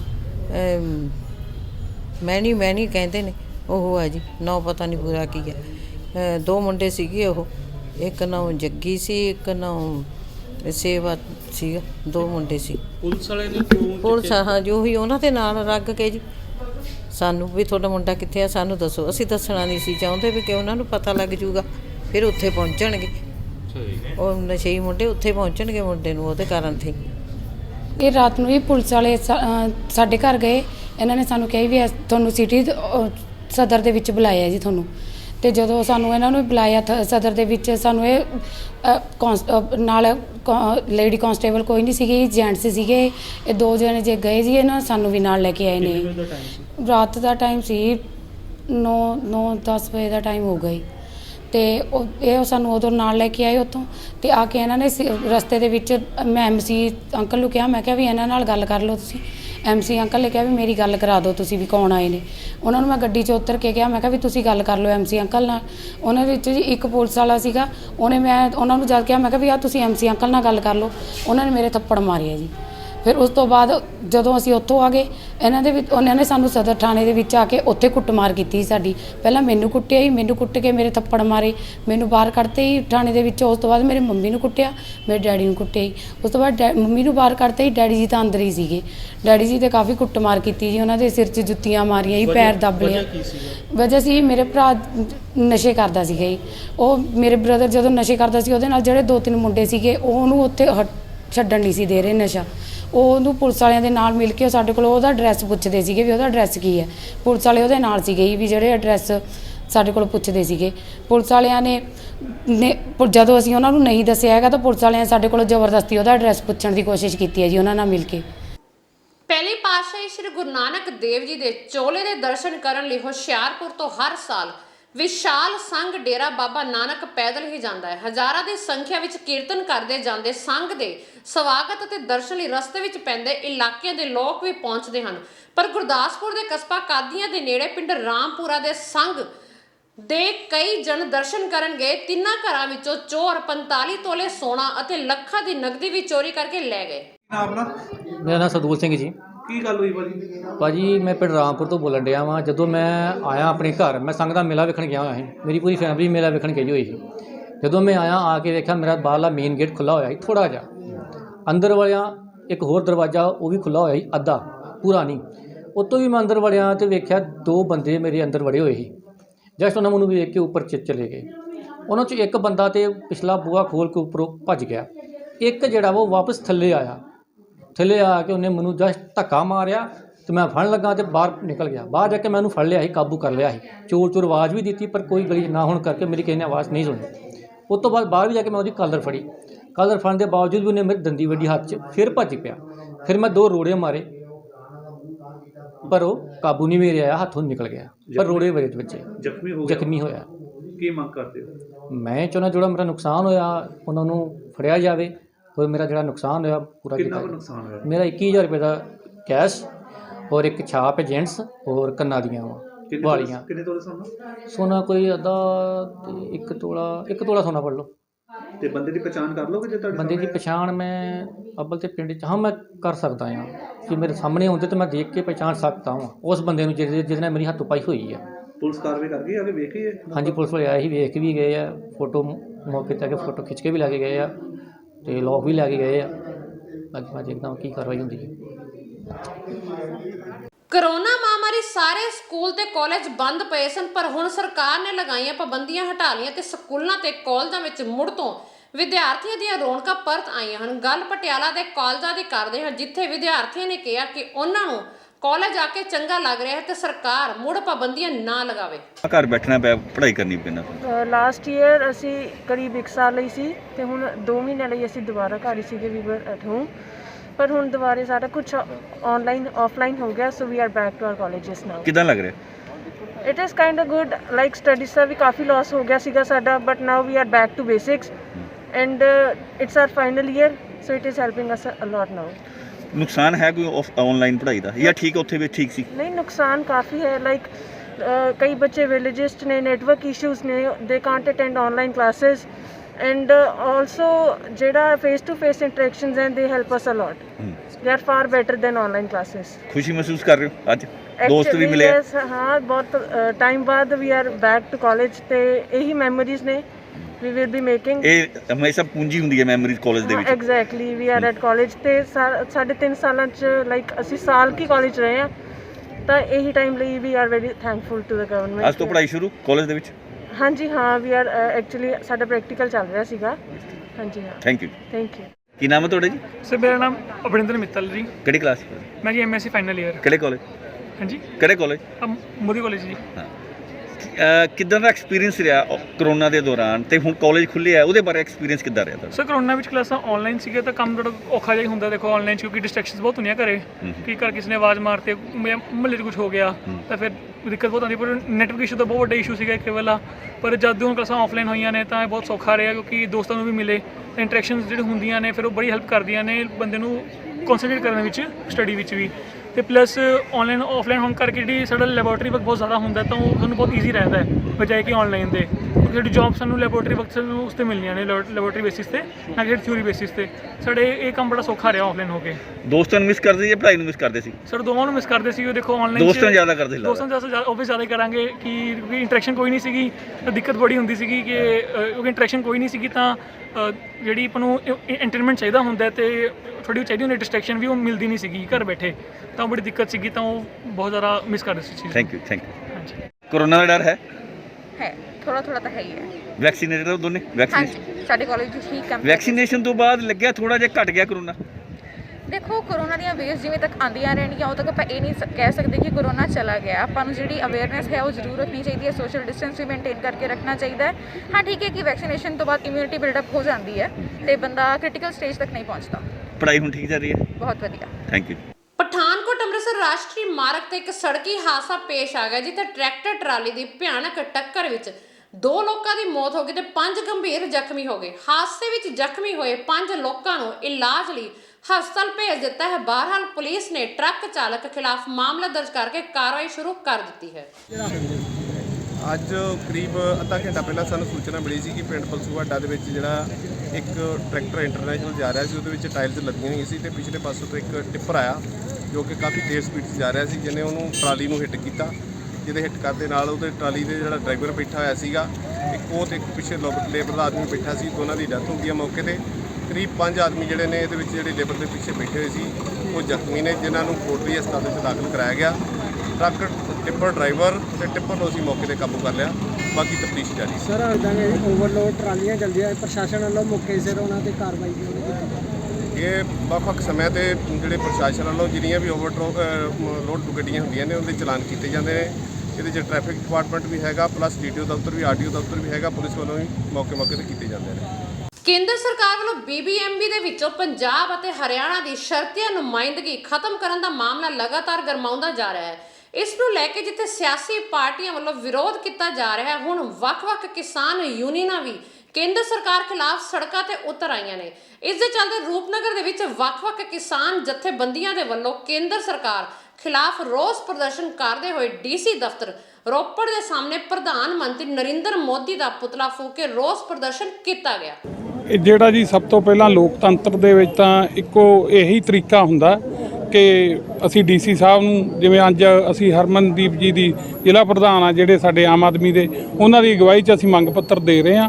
ਲੋਕਤੰਤਰ 'ਚ ਇਹੀ ਤਰੀਕਾ, ਜੇਕਰ ਇਦੋਂ ਬਾਅਦ ਆ ਜਿਹੜਾ ਉਹ ਸੰਘਰਸ਼ ਕੀਤਾ ਜਾਊਗਾ, ਜੇਕਰ ਇਹ ਨਾ ਹਟੇ ਜਿਸ ਤਰੀਕੇ ਦੇ ਨਾਲ ਪਿਛਲੇ ਇਹਨਾਂ ਨੇ 70 ਸਾਲਾਂ ਤੋਂ ਸਾਡੇ ਪੰਜਾਬ ਦੇ ਨਾਲ ਮਤਰੇਈ ਮਾਂ ਵਾਲਾ ਕਾਂਗਰਸ ਨੇ ਔਰ BJP ਨੇ ਵੀ ਉਸੇ ਲੀਹਾਂ ਤੇ ਚੱਲਦੇ ਹੋਏ ਸਾਡੇ ਕੀਤਾ, ਕਿਉਂਕਿ ਚੰਡੀਗੜ੍ਹ ਵੀ ਜਿਹੜਾ ਵਸਿਆ ਉਹ ਵੀ ਪੰਜਾਬ ਦੇ ਪਿੰਡ ਉਜਾੜ ਕੇ ਵਸਾਇਆ ਗਿਆ। ਇਸੇ ਤਰੀਕੇ ਦੇ ਨਾਲ ਜਿਹੜਾ ਭਾਖੜਾ ਡੈਮ ਆ, ਭਾਖੜਾ ਬਿਆਸ ਡੈਮ, ਉਹ ਵੀ ਪੰਜਾਬ ਦੇ ਪਿੰਡ ਉਜਾੜ ਕੇ ਉੱਥੇ ਬਣਾਇਆ ਗਿਆ, ਜਿਹਦੇ ਵਿੱਚ 60% ਸਾਡਾ ਪੰਜਾਬ ਦਾ ਸ਼ੇਅਰ ਸੀ, 40% ਜਿਹੜਾ ਸ਼ੇਅਰ ਸੀ ਉਹ ਹਰਿਆਣੇ ਦਾ ਸੀ। ਇਹਦੇ ਨਾਲ ਜਿਹੜਾ ਪੰਜਾਬ ਦੇ ਨਾਲ ਉਹਨਾਂ ਨੇ ਹਰਿਆਣੇ ਤੇ ਵੀ ਬਹੁਤ ਵੱਡੀ ਸੱਟ ਮਾਰੀ ਆ। ਅਸੀਂ ਜਿਹੜਾ ਇਹ ਅੱਜ ਮੰਗ ਪੱਤਰ ਦੇ ਕੇ ਇੱਕੋ ਹੀ ਮੰਗ ਕਰਦੇ ਹਾਂ ਕਿ ਇਸੇ ਤਰੀਕੇ ਇਹਨੂੰ ਦੁਬਾਰਾ ਬੈਠਕ ਬਿਠਾ ਕੇ ਇਹਨੂੰ ਦੁਬਾਰਾ ਫੇਰ ਨੋਟੀਫਿਕੇਸ਼ਨ ਕਰਕੇ ਜਿਹੜਾ ਪੰਜਾਬ ਦਾ ਬਣਦਾ ਹੱਕ ਉਹ ਦਿੱਤਾ ਜਾਵੇ ਔਰ ਹਰਿਆਣੇ ਦਾ ਬਣਦਾ ਹੱਕ ਦਿੱਤਾ ਜਾਵੇ। ਤੇ ਜੇਕਰ ਨਾ ਇਹਨਾਂ ਨੇ ਇਸ ਚੀਜ਼ ਤੇ ਕੋਈ ਗੌਰ ਕੀਤੀ ਤਾਂ ਜਿਹੜੀ ਆਮ ਆਦਮੀ ਪਾਰਟੀ ਆ ਉਹ ਅੱਗੇ ਸੰਘਰਸ਼ ਵਿੱਢੇਗੀ। ਅੱਜ ਅਸੀਂ ਆਮ ਆਦਮੀ ਪਾਰਟੀ ਮੋਗਾ ਵੱਲੋਂ DC ਸਾਹਿਬ ਨੂੰ ਮੈਮੋਰੈਂਡਮ, ਉਹਨਾਂ ਦੇ ਥਰੂ ਪੰਜਾਬ ਦੇ ਜਿਹੜੇ ਰਾਜਪਾਲ ਨੇ ਉਹਨਾਂ ਨੂੰ ਮੈਮੋਰੈਂਡਮ ਦੇਣਾ ਕਿ ਜਿਹੜੀ ਕੇਂਦਰ ਸਰਕਾਰ ਨੇ ਭਾਖੜਾ ਬਿਆਸ ਮੈਨੇਜਮੈਂਟ ਬੋਰਡ ਜਿਹੜਾ ਕਿ 3 ਡੈਮ ਜਿਹੜੀ ਉਹਨਾਂ ਦਾ ਬੋਰਡ ਜਿਹੜੀ ਉਹਦੇ ਰੱਖ ਰਖਾਓ ਦੇਖਦਾ, ਉਹਦੇ ਵਿੱਚ ਜਿਹੜੇ ਪੰਜਾਬ ਦੇ ਤੇ ਹਰਿਆਣੇ ਦੇ ਜਿਹੜੇ 2 ਪੱਕੇ ਮੈਂਬਰ ਹੁੰਦੇ ਸੀ, ਉਹਦੇ ਵਿੱਚ ਇਹਨਾਂ ਨੇ ਤਰਮੀਮ ਕਰਕੇ ਨੋਟੀਫਿਕੇਸ਼ਨ ਜਾਰੀ ਕਰਕੇ ਕੇਂਦਰ ਸਰਕਾਰ ਨੇ ਜਿਹੜੀ ਉਹ ਸਦੱਸਤਾ ਹੈ ਉਹਨੂੰ ਉਹਦੇ 'ਚ ਹੋਰ ਮਾਪਦੰਡ ਰੱਖੇ ਤੇ ਜਿਹੜੀ ਪੱਕੀ ਪੰਜਾਬ ਦੀ ਜਿਹੜੀ ਉਹਦੇ ਵਿੱਚ ਨੁਮਾਇੰਦਾ ਬੈਠਦਾ ਸੀ ਉਹ ਉਹਨਾਂ ਨੇ ਉਹਦੇ 'ਚੋਂ ਖਾਰਜ ਕਰ ਦਿੱਤਾ ਹੈ। ਅਸੀਂ ਆਮ ਆਦਮੀ ਪਾਰਟੀ ਵੱਲੋਂ ਮੰਗ ਕਰਦੇ ਹਾਂ ਵੀ ਜਿਵੇਂ ਕਾਂਗਰਸ ਨੇ ਪਹਿਲਾਂ ਪੰਜਾਬ ਨਾਲ ਧੱਕਾ ਕੀਤਾ, ਮਤਰੇਈ ਮਾਂ ਵਾਲਾ ਵਿਤਕਰਾ ਕਰਦੀ ਰਹੀ, ਉਹ ਉਸੇ ਰਾਹ ਤੇ ਚੱਲ ਕੇ ਭਾਜਪਾ ਜਿਹੜੀ ਹੈਗੀ ਹੈ ਉਹ ਵੀ ਪੰਜਾਬ ਦੇ ਹੱਕ ਮਾਰ ਰਹੀ ਹੈ। ਜਿਹੜਾ ਦੇਸ਼ ਦਾ ਸੰਘੀ ਢਾਂਚਾ ਹੈ ਉਹ ਤੇ ਸਿੱਧੀ ਸੱਟ ਮਾਰੀ ਹੈ ਉਹਨਾਂ ਨੇ। ਜਿਹੜੀ ਪੰਜਾਬ ਦਾ ਤੁਸੀਂ ਕਹਿ ਲਓ ਵੀ ਜਿਹੜੀ ਪੰਜਾਬ ਦੀ ਸਰਜ਼ਮੀਨ ਤੇ ਬਣਿਆ ਹੋਇਆ ਡੈਮ ਆ, ਉਹਦੇ ਵਿੱਚ ਜਿਹੜਾ ਰੱਖ ਰਖਾਅ ਉਹਦੇ ਵਿੱਚ ਪੰਜਾਬ ਦਾ ਜਿਹੜਾ ਹਿੱਸਾ ਬਣਦਾ ਉਹਨਾਂ ਨੂੰ ਬਹਾਲ ਕਰਨਾ ਚਾਹੀਦਾ। ਅਸੀਂ DC ਸਾਹਿਬ ਤੋਂ ਮੈਮੋਰੈਂਡਮ ਦੇ ਕੇ ਇਹੀ ਮੰਗ ਕਰਾਂਗੇ ਵੀ ਜਿਹੜੀ ਕੇਂਦਰ ਸਰਕਾਰ ਨੇ ਜਿਹੜਾ ਇਹ ਫੈਸਲਾ ਲਿਆ ਉਹ ਇਹ ਫੈਸਲੇ ਨੂੰ ਵਾਪਸ ਲਵੇ ਤੇ ਜਿਹੜਾ ਤੁਸੀਂ ਕਹੋ ਵੀ ਪੰਜਾਬ ਦਾ ਜਿਹੜਾ ਕੋਈ ਵੀ ਹੱਕ ਅਸੀਂ ਉਹਨੂੰ ਮਾਰਨ ਦੇ ਹੱਕ ਵਿੱਚ ਨਹੀਂ। ਅਸੀਂ ਇਹੀ ਮੰਗ ਕਰਾਂਗੇ ਵੀ ਜਿਹੜੀ ਆਮ ਆਦਮੀ ਪਾਰਟੀ ਹੈ ਜਿਹੜਾ ਵੀ ਉਹ ਮੋਦੀ ਸਾਹਿਬ ਨੂੰ ਵੀ ਇਹੀ ਅਪੀਲ ਕਰਦੀ ਹੈ ਵੀ ਉਹਦੇ ਤੇ ਦੁਬਾਰਾ ਧਿਆਨ ਦੇਣ ਤੇ ਜਿਹੜਾ ਪੰਜਾਬ ਦਾ ਜੋ ਵੀ ਬਣਦਾ ਹੱਕ ਉਹਨੂੰ ਬਹਾਲ ਕੀਤਾ ਜਾਵੇ। ਨਕੋਦਰ ਦੇ ਸ਼ਿਵ ਮਾਇਆ ਮੰਦਿਰ ਦੇ ਗੇਟ ਦਾ ਅੱਜ ਉਦਘਾਟਨ ਕੀਤਾ ਗਿਆ ਤੇ ਇਸ ਸ਼ੁਭ ਕੰਮ ਦੀ ਸੇਵਾ ਹੰਸ ਰਾਜ ਗਾਬਾ ਦੁਆਰਾ ਕੀਤੀ ਗਈ। ਗਾਬਾ ਨੇ ਕਿਹਾ ਕਿ ਉਹਨਾਂ ਦਾ ਪਰਿਵਾਰ ਵਿਦੇਸ਼ ਵਿੱਚ ਰਹਿੰਦਾ ਹੈ ਤੇ ਇਹ ਸੇਵਾ ਉਹਨਾਂ ਵੱਲੋਂ ਕੀਤੀ ਗਈ ਹੈ ਤੇ ਇਹ ਗੇਟ ਉਹਨਾਂ ਦੀ ਆਪਣੀ ਪਤਨੀ ਰਾਜ ਰਾਣੀ ਦੀ ਯਾਦ ਵਿੱਚ ਬਣਵਾਇਆ ਗਿਆ। ਸਾਹਿਬ ਅੱਜ ਜਿਹੜਾ ਇੱਥੇ ਨੀਂਹ ਪੱਥਰ ਰੱਖਿਆ ਗਿਆ, ਕੀ ਕਹਿਣਾ ਚਾਹੋਗੇ? ਕਹਿਣਾ ਕੀ ਹੈ ਜੀ, ਸ਼ਿਵ ਸ਼ੰਕਰ ਜੀ ਆਪ ਹੀ ਕਰਾਉਣ ਵਾਲੇ ਹੁੰਦੇ ਆ। ਬਹੁਤ ਖੁਸ਼ੀ ਦੀ ਗੱਲ ਆ ਕਿ ਅੱਜ ਸ਼੍ਰੀ ਹੰਸਰਾਜ ਜੀ ਗਾਬਾ USA ਤੋਂ ਚੇਤੇ ਤੌਰ ਤੇ ਸ਼ਿਵਰਾਤਰੀ ਦੇ ਪੁਰਬ ਅਵਸਰ ਦੇ ਉੱਪਰ ਜਦੋਂ ਨਕੋਦਰ ਆਏ ਸੀ ਤੋਂ ਆਉਣ ਲੱਗਿਆਂ ਬੱਚਿਆਂ ਨੇ ਉੱਥੋਂ ਕਿਹਾ ਕਿ ਉਹਨਾਂ ਦੀ ਮਾਤਾ ਦੀ ਯਾਦ ਦੇ ਵਿੱਚ ਸਾਡੇ ਬੱਚੇ ਸੁਰੇਸ਼ ਕੁਮਾਰ ਗਾਬਾ ਜੀ, ਮੁਕੇਸ਼ ਗਾਬਾ ਜੀ ਜੋ USA ਦੇ ਵਿੱਚ ਆਪਣਾ ਕਾਫੀ ਕਾਰੋਬਾਰ ਕਰ ਰਹੇ ਕਾਫੀ ਅਰਸੇ ਤੋਂ ਉਹਨਾਂ ਨੇ ਜਦੋਂ ਆਪਣੇ ਡੈਡੀ ਨੂੰ ਭੇਜਿਆ ਤੇ ਕਿਹਾ ਕਿ ਜਾ ਕੇ ਸਾਡੀ ਮਾਤਾ ਜੀ ਦੀ ਯਾਦ ਦੇ ਵਿੱਚ ਉੱਥੇ ਸ਼ਿਵ ਮਾਇਆ ਮੰਦਿਰ ਜਿੱਥੇ ਇਹ ਸਾਰਾ ਪਰਿਵਾਰ ਕਾਫੀ ਅਰਸੇ ਤੋਂ ਸੇਵਾ ਕਰ ਰਿਹਾ ਸੀ ਉਹਦੇ ਵਾਸਤੇ ਉਹਨਾਂ ਨੇ 1,21,000 ਰੁਪਇਆ ਭੇਜਿਆ ਔਰ ਅੱਜ ਉਹਨਾਂ ਨੇ ਆਪਣੇ ਘਰ ਕਮਲਾਂ ਦੇ ਨਾਲ ਇੱਥੇ ਉਹਦਾ ਸ਼ਹੀਦੀ ਭੋਲੇ ਦਾ ਅੰਗਰੇਜ਼ੀ ਮਹਾਰਾਜ ਜੀ ਦਾ ਆਸ਼ੀਰਵਾਦ ਲਿਆ। ਸੋ ਇਸ ਤਰ੍ਹਾਂ ਦੇ ਨੇਕ ਬੱਚੇ ਮੈਂ ਸਮਝਦਾ ਕਿ ਇਹਦੇ ਸੰਸਕਾਰ ਆ ਬਜ਼ੁਰਗਾਂ ਤੋਂ ਹੀ ਮਿਲਦੇ ਆ। ਬੜੇ ਸੰਸਕਾਰੀ ਬੱਚੇ ਆ। ਸਾਨੂੰ ਖੁਸ਼ੀ ਆ ਕਿ ਉਹ ਬਾਹਰ ਰਹਿ ਕੇ ਵੀ ਆਪਣਾ ਪਰਮਾਤਮਾ ਦਾ ਉਸੇ ਤਰ੍ਹਾਂ ਹੀ ਓਟ ਆਸਰਾ ਲੈਂਦੇ ਔਰ ਆਪਣੇ ਬਜ਼ੁਰਗਾਂ ਨੂੰ ਜਿਹੜੇ ਬਜ਼ੁਰਗਾਂ ਨੇ ਇੱਥੇ ਸਟਰਗਲ ਕਰਕੇ ਅੱਜ ਉਹਨਾਂ ਨੂੰ ਇਸ ਮੁਕਾਮ 'ਤੇ ਪਹੁੰਚਾਇਆ। ਤੋ ਇਸ ਤਰ੍ਹਾਂ ਦੇ ਨੇਕ ਔਲਾਦ ਪਰਮਾਤਮਾ ਸਭ ਨੂੰ ਦੇਵੇ। ਬਹੁਤ ਖੁਸ਼ੀ ਦਾ ਮੌਕਾ, ਭੋਲੇ ਸ਼ੰਕਰ ਸਭ 'ਤੇ ਮਿਹਰ ਕਰੇ। ਤੋ ਜਿਹੜੇ ਵੀ ਸੱਜਣਾ ਮਿੱਤਰਾਂ ਨੇ ਖਾਸ ਤੌਰ 'ਤੇ ਬਤਰਾ ਪਰਿਵਾਰ ਦੀ ਵੀ ਗੱਲ ਚੱਲੀ, ਉਹ ਵੀ ਇੱਥੇ ਮੰਦਿਰ ਵਾਸਤੇ ਬਹੁਤ ਕੁਝ ਕਰ ਰਹੇ ਆ। ਤੋ ਉਹਨਾਂ ਪਰਿਵਾਰਾਂ ਵਾਸਤੇ ਸਾਰਿਆਂ ਵਾਸਤੇ ਅਸੀਂ ਇਹੀ ਅਰਦਾਸ ਕਰਦੇ ਕਿ ਪਰਮਾਤਮਾ ਇਸ ਤਰ੍ਹਾਂ ਦੇ ਨੇਕ ਕੰਮਾਂ ਵਾਸਤੇ ਸਭ ਨੂੰ ਅੱਗੇ ਲਿਆਵੇ ਔਰ ਅਸੀਂ ਆਪਣੇ ਧਰਮਾਂ ਦਾ ਸਤਿਕਾਰ ਕਰੀਏ ਔਰ ਉਸ ਪਰਮਾਤਮਾ ਦਾ ਆਸ਼ੀਰਵਾਦ ਬਣਿਆ ਰਹੇ। ਸਾਡਾ ਇਲਾਕਾ ਜਿਹੜਾ ਖੁਸ਼ਹਾਲੀ ਵਾਸਤੇ ਪ੍ਰਤੀਕ ਹੋਵੇ। ਪ੍ਰਬੰਧਕਾਂ ਦਾ ਉਚੇਚੇ ਤੌਰ ਤੇ ਧਮਾਨ ਸਾਹਿਬ ਦਾ ਔਰ ਸਾਰੇ ਹੀ ਮੈਨੀ ਕਮੇਟੀ ਦੇ ਮੈਂਬਰਾਂ ਦਾ ਧੰਨਵਾਦ ਕਰਦਾ ਕਿ ਸਾਨੂੰ ਵੀ ਇਹਨਾਂ ਨੇ ਇਸ ਲਾਇਕ ਸਮਝਿਆ ਕਿ ਇੱਥੇ ਸਾਨੂੰ ਅੱਜ ਸੱਦਿਆ। ਤੋ ਇਹੀ ਸਾਡੀ ਸ਼ੁਭ ਕਾਮਨਾਵਾਂ ਕਿ ਪਰਮਾਤਮਾ ਸਭ ਨੂੰ ਚੜ੍ਹਦੀ ਕਲਾ 'ਚ ਰੱਖੇ ਔਰ ਭੋਲੇ ਸ਼ੰਕਰ ਦਾ ਆਸ਼ੀਰਵਾਦ ਬਣਿਆ ਰਹੇ। ਸਾਡਾ ਨਕੋਦਰ ਦਿਨ ਚੁੱਕਣੀ ਰਾਤ ਚੁੱਕਣੀ। ਯੂਕਰੇਨ ਤੇ ਸਿਆਸਤ ਕਰਨ ਦੀ ਲੋੜ ਨਹੀਂ ਤੇ ਸਾਨੂੰ ਮਿਲ ਕੇ ਉਹਨਾਂ ਨੂੰ ਬਾਹਰ ਕੱਢਣਾ ਹੈ। ਇਹਨਾਂ ਗੱਲਾਂ ਦਾ ਪ੍ਰਗਟਾਵਾ ਰਾਜਿੰਦਰ ਸ਼ੇਖਾਵਤ ਨੇ ਕੀਤਾ। ਉਹਨਾਂ ਕਿਹਾ ਕਿ ਦੇਸ਼ ਦੇ ਪ੍ਰਧਾਨ ਮੰਤਰੀ ਸ਼੍ਰੀ ਨਰਿੰਦਰ ਮੋਦੀ ਚਿੰਤਾ ਵਿੱਚ ਹਨ ਤੇ ਹੁਣ ਤੱਕ 2,500 ਤੋਂ ਵੱਧ ਭਾਰਤੀਆਂ ਨੂੰ ਬਾਹਰ ਲਿਆਂਦਾ ਜਾ ਚੁੱਕਾ ਹੈ ਤੇ ਬਾਕੀਆਂ ਨੂੰ ਜੰਗ ਦੇ ਮੈਦਾਨ 'ਚੋਂ ਬਾਹਰ ਕੱਢਣ ਲਈ ਜਹਾਜ਼ਾਂ ਦੀ ਗਿਣਤੀ ਵਧਾ ਦਿੱਤੀ ਗਈ ਹੈ ਤੇ भाजपा के सीनियर लीडर बॉर्डर पे डटे हुए हैं। मनीष तिवारी के स्टेटमेंट को कैसे देखिए, मुझे लगता है कि ये राजनीति का विषय नहीं है। ये समय है कि जब हम ऐसे सारे जो पीड़ित हैं, जो लोग पंजाब में, जो लोग पूरे देश भर में, पंजाब से भी और पूरे देश भर के स्टूडेंट्स यूक्रेन में फंसे हैं और युद्ध की विभीषिका को झेल रहे हैं, ये समय है कि हम सबको ऐसे सारे बच्चों के साथ में और उनके परिजनों के साथ में खड़े रहना चाहिए ताकि उनका भी संबल और भरोसा बना रहे। जिस माँ बाप की बच्ची या बेटा या बेटी ऐसे युद्ध के हालात में कहीं फंस जाए, निश्चित रूप से उसको चिंतित होना उसका स्वाभाविक भी है। और माननीय प्रधानमंत्री जी का आज नहीं, इससे पहले भी पिछले 7 साल में जब कभी भी ऐसी परिस्थितियाँ बनी, चाहे देश के किसी भी, दुनिया के किसी भी देश में, यमन में बनी होगी, किसी भी परिस्थिति बनी होगी, उन सभी जगहों पर माननीय प्रधानमंत्री जी ने स्वयं आगे से लीड लेकर के कि हर एक भारतीय सुरक्षित अपने घर तक पहुँचे, इसकी व्यवस्थाएं की है। कोरोना की आपदा के समय में भी वंदे भारत दुनिया का सबसे बड़ा रिपेट्रिएशन प्रोग्राम चला था और आज यूक्रेन में से भी सबसे ज़्यादा रिपेट्रिएशन किसी एक जगह देश के स्टूडेंट कम्युनिटी का, डायस्पोरा का हुआ है, वो भारत का हुआ है।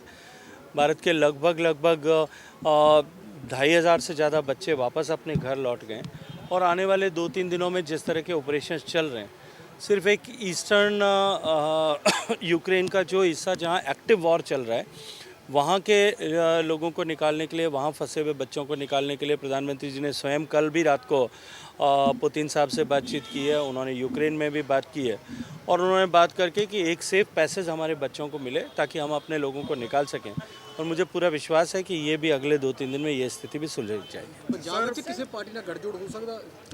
देखिए, मैंने पहले भी कई बार कहा है, न ऐसा कोई विचार है, न ऐसी कोई चर्चा है, न ऐसी कोई संभावना है। फीडबैक क्या मिला गजेंद्र जी? आपने बहुत देर बहुत पॉजिटिव है।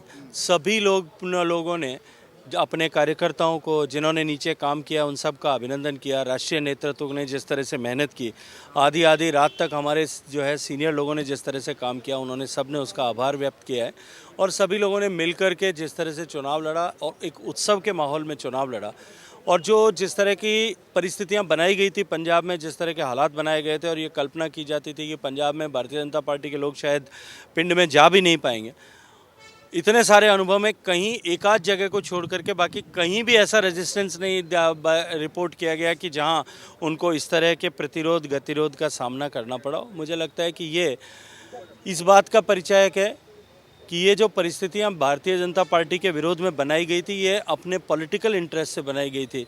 लोग आज भी नरेंद्र मोदी जी के प्रति, देश को आगे बढ़ाने के लिए उन्होंने जिस तरह से काम किया है, उसके प्रति अत्यंत सद्भाव रखते हुए बीजेपी के साथ में खड़े होने को तैयार है। ਚੋਣਾਂ ਤੋਂ ਬਾਅਦ ਭਾਰਤੀ ਜਨਤਾ ਪਾਰਟੀ ਦੀ ਅੱਜ ਹੰਗਾਮੀ ਮੀਟਿੰਗ ਕੀਤੀ ਗਈ, ਜਿਸ ਦੀ ਪ੍ਰਧਾਨਗੀ ਅਸ਼ਵਨੀ ਸ਼ਰਮਾ ਨੇ ਕੀਤੀ। ਉਹਨਾਂ ਕਿਹਾ ਕਿ ਜਿਨ੍ਹਾਂ ਉਮੀਦਵਾਰਾਂ ਨੇ ਕਮਲ ਦੇ ਫੁੱਲ ਤੇ ਚੋਣ ਲੜੀ, ਉਹਨਾਂ ਦੇ ਤਜਰਬੇ ਸਾਂਝੇ ਕਰਨ ਲਈ ਮੀਟਿੰਗ ਰੱਖੀ ਗਈ ਹੈ। ਅਸ਼ਵਨੀ ਸ਼ਰਮਾ ਨੇ ਕਿਹਾ ਕਿ ਭਾਜਪਾ ਹੀ ਇੱਕੋ ਪਾਰਟੀ ਹੈ ਜਿਹੜੀ ਹਮੇਸ਼ਾ ਲੋਕਾਂ ਲਈ ਕੰਮ ਕਰਦੀ ਹੈ। ਭਾਰਤੀ ਜਨਤਾ ਪਾਰਟੀ ਪੰਜਾਬ ਪ੍ਰਦੇਸ਼ ਦੀ ਵਿਸ਼ੇਸ਼ ਇੱਕ ਬੈਠਕ ਜਿਹੜੀ ਹੈ ਚੁਣਾਵਾਂ ਤੋਂ ਬਾਅਦ, ਜਿਨ੍ਹਾਂ 73 ਸਾਥੀਆਂ ਨੇ ਕਮਲ ਦੇ ਨਿਸ਼ਾਨ ਤੇ ਚੁਣਾਵ ਲੜਿਆ ਹੈ, ਉਹਨਾਂ ਦੀ ਸਮੀਖਿਆ ਬੈਠਕ ਜਿਹੜੀ ਹੈ ਸਵੇਰ ਤੋਂ ਚਾਲੂ ਹੋਈ ਹੈ, ਜਿਹਦੇ ਅੰਦਰ ਸਾਡੇ ਚੋਣ ਪ੍ਰਭਾਰੀ और केंद्रीय मंत्री गजेंद्र शेखावत जी, पार्टी के राष्ट्रीय उपाध्यक्ष आदरणीय सुदान सिंह जी, पार्टी के ਰਾਸ਼ਟਰੀ ਮਹਾਮੰਤਰੀ ਦੁਸ਼ਯੰਤ ਜੀ, ਪਾਰਟੀ ਦੇ ਸਚਿਵ ਡਾਕਟਰ ਨਰਿੰਦਰ ਜੀ। ਇਹ ਭਾਰਤੀ ਜਨਤਾ ਪਾਰਟੀ लगातार 365 दिन चलने वाली पार्टी है और इस करके पार्टी इन्हां चुनावां दे अंदर जिन्हां कार्यकर्ता ने कमल के निशान ते चुनाव लड़िया है उन्हां दे इस चुनाव के अनुभव की रहे, किस किस प्रकार उन्होंने चुनाव लड़िया और पंजाबियां ने, पंजाब के वोटरां ने दे हुंगारा जिहड़ा है और विशेष कोई चुनाव के अंदर उन्होंने अपना अनुभव है उसकी जानकारी जी है वो पार्टी ने उन्होंने को लेना शुरू की और हुण तक जी लगभग अधे तो घट अजे कैंडिडेट बोल पाए ने। ये साडी पार्टी च है कि हर एक नूं एक स्वतंत्रता हैगी है अपना अनुभव भी दसन दी, अपने विचार दसन दी और इस चुनाव के अंदर जिस प्रकार उन्होंने हुंगारा मिले है उसकी पूर्ण समीक्षा वो की जा रही है। और जड़ा मैं ये कह सकता कि जिस प्रकार का उत्साह और जिस प्रकार का फीडबैक हुण तक चुनाव लड़े साथियों ने दिता है वो बड़ा उत्साहवर्धक है और भारतीय जनता पार्टी समुचे पंजाबियों की, पंजाब के लोगों की, पंजाब के वोटरां की धन्नवादी है कि बहुत सारे लोग प्रश्न खड़ा करते कि बीजेपी चुनाव किद्दां लड़ेगी। बीजेपी के राष्ट्रीय नेतृत्व ने, देश के प्रधानमंत्री जी का पंजाब च 3 बार आना, राष्ट्रीय अध्यक्ष जी का बार बार पंजाब के अंदर आना और गृह मंत्री अमित शाह जी ने जिस प्रकार इस चुनाव के अंदर रुचि दिखाई है वो एक बड़ा सीधा संदेश सी कि पंजाब भारतीय जनता पार्टी के लिए पंजाब पंजाबीयत, पंजाब की एकता और पंजाब का विकास और जिहड़ा बीजेपी ने नारा दिता सी नवा पंजाब बनाने का ਉਹਦਾ जिक्र बार बार देश के प्रधानमंत्री जी ने अपनी रैलियां किया और उसके बाद जो पंजाब च परिवर्तन एक आया पार्टी को लैके जी उत्सुकता वधी वो साडे लिए एक बहुत अच्छे फीडबैक जिहड़े है वो आ रहे हैं और यही जानकारी आप सब के नाल साझा करने लिए अज बुलाया और अज 3 बैठकां पार्टी कर रही है। ये एक बैठक हो गई है, ये दोपहर भोजन तक चलेगी। इस तो बाद पार्टी की जी चुनाव संचालन समिति है जिन्होंने सारे चुनावी प्रबंधों को किया, वो अलग अलग सैक्टर रहिंदे ने उन्होंने जिक्र करना तो लगभग 36 डिपार्टमेंट जिहड़े है ये चुनाव लड़ाने के लिए काम कर रहे सी। उस तो बाद उन्होंने फीडबैक पार्टी ने लेना और लास्ट बैठक के अंदर पार्टी के जिहड़े जिला अध्यक्ष ने और पार्टी के पदाधिकारी, पार्टी के मोर्चों के अध्यक्ष और चुनाव समिति जिहड़ी पार्टी की है और 13 जिहड़े लोक सभा प्रभारी ने उन्हां दी बैठक लगभग 2 घंटे 3 बजे तो लैके 5 बजे तक वो चलन वाली है। ये सारे जिहड़े क्रम ने ये है कि एक चुनाव खत्म दूसरा चुनाव चालू, ये अंदर संगठनात्मक समीक्षा भी होएगी, राजनीतिक समीक्षा भी होएगी और पार्टी को एक नवा रस्ता भी मिलेगा क्योंकि 23 सीटां तो बाद पहली बार भारतीय जनता पार्टी ने सरकार बनाने लिए चुनाव लड़िया है। इस करके अज दी बैठकां बड़ियां महत्वपूर्ण है। ਅੱਜ ਚੰਡੀਗੜ੍ਹ ਵਿੱਚ ਸਿਮਰਜੀਤ ਬੈਂਸ ਵੱਲੋਂ ਇੱਕ ਪ੍ਰੈਸ ਮਿਲਣੀ ਕੀਤੀ ਗਈ ਜਿੱਥੇ ਉਹਨਾਂ ਨੇ ਆਪਣੇ ਵਿਚਾਰ ਸਾਂਝੇ ਕੀਤੇ। ਉਹਨਾਂ ਕਿਹਾ ਕਿ ਇੰਡੀਅਨ ਪ੍ਰੈਸ ਨੇ ਕਈ ਸਾਲਾਂ ਤੋਂ ਮੇਰਾ ਬਾਈਕਾਟ ਕੀਤਾ ਹੋਇਆ। ਇਹ ਗੱਲ ਹਾਲੇ ਤੱਕ ਉਹਨਾਂ ਨੂੰ ਸਮਝ ਨਹੀਂ ਆਈ। ਉਹਨਾਂ ਕਿਹਾ ਕਿ ਭਾਰਤ ਵਿੱਚ ਸਭ ਨੂੰ ਬੋਲਣ ਦਾ ਹੱਕ ਹੈ। ਮਾਨ ਨੇ ਕਿਹਾ ਕਿ ਉਹ ਇਸ ਨਤੀਜੇ ਤੇ ਪਹੁੰਚੇ ਹਨ ਕਿ ਘੱਟ ਗਿਣਤੀਆਂ ਦੇ ਲੋਕੀ ਧਾਰਮਿਕ ਆਜ਼ਾਦੀ ਨਹੀਂ ਹੈ ਤੇ ਉਹਨਾਂ ਨੂੰ ਬੋਲਣ ਦਾ ਕੋਈ ਹੱਕ ਨਹੀਂ ਹੈ। ਮਾਨ ਨੇ ਕਿਹਾ ਕਿ ਸ਼੍ਰੀ ਗੁਰੂ ਗ੍ਰੰਥ ਸਾਹਿਬ ਦੇ ਪਾਵਨ ਸਰੂਪ ਗਾਇਬ ਹੋਣ ਦੇ ਮਾਮਲੇ ਵਿੱਚ ਹਾਲੇ ਤੱਕ ਕੁਝ ਵੀ ਨਹੀਂ ਬਣਿਆ ਤੇ ਕੋਰਟ ਆਪਣੇ ਬੰਦਿਆਂ ਨੂੰ ਬਚਾਉਣ ਵਿੱਚ ਲੱਗੀ ਹੋਈ ਹੈ। ਦੀ ਬਰਸੀ ਦੇ ਉੱਤੇ ਬਹੁਤ ਵੱਡਾ ਉਦਮ ਕੀਤਾ ਹੈ ਜਿਹੜਾ ਕਿ ਇੱਡੀ ਵੱਡੀ ਮੀਟਿੰਗ ਸਾਰੀ ਕੌਮ ਦੇ ਮੈਂਬਰਾਂ ਦੀ ਬੁਲਾਈ ਹੈ। ਜੋ ਕੁਛ ਘੱਟ ਗਿਣਤੀ ਜਿਹੜੇ ਲੋਕ ਇੰਡੀਆ ਦੇ ਵਿੱਚ ਰਹਿੰਦੇ ਹੈ ਉਹਨਾਂ ਨਾਲ ਹੋ ਰਿਹਾ। ਮੇਰੇ ਲਈ ਸਪੈਸ਼ਲੀ ਅੱਜ ਬੜਾ ਕਰਮਾਂ ਵਾਲਾ ਦਿਨ ਹੈ, ਕਿਉਂ ਕਰਕੇ 2004 ਤੋਂ ਬਾਅਦ ਅੱਜ ਤੱਕ ਇੰਡੀਅਨ ਪ੍ਰੈਸ ਨੇ ਮੇਰਾ ਬॉयकॉट ਕਰਕੇ ਰੱਖਿਆ ਹੈ। ਬੇਸ਼ੱਕ ਟ੍ਰਿਬਿਊਨ ਹੋਵੇ, ਇੰਡੀਅਨ ਐਕਸਪ੍ਰੈਸ ਹੋਵੇ, ਟਾਈਮਜ਼ ਆਫ ਇੰਡੀਆ ਹੋਵੇ, ਹਿੰਦੁਸਤਾਨ ਟਾਈਮਜ਼ ਹੋਵੇ, UN ਹੋਵੇ, PTI ਹੋਵੇ। ਮੈਨੂੰ ਵਜ੍ਹਾ ਨਹੀਂ ਦੱਸੀ ਇੰਡੀਅਨ ਪ੍ਰੈਸ ਨੇ ਕਿ ਮੇਰਾ ਇੰਨੇ ਸਾਲ ਬॉयकॉट ਕਿਉਂ ਕੀਤਾ ਹੈ।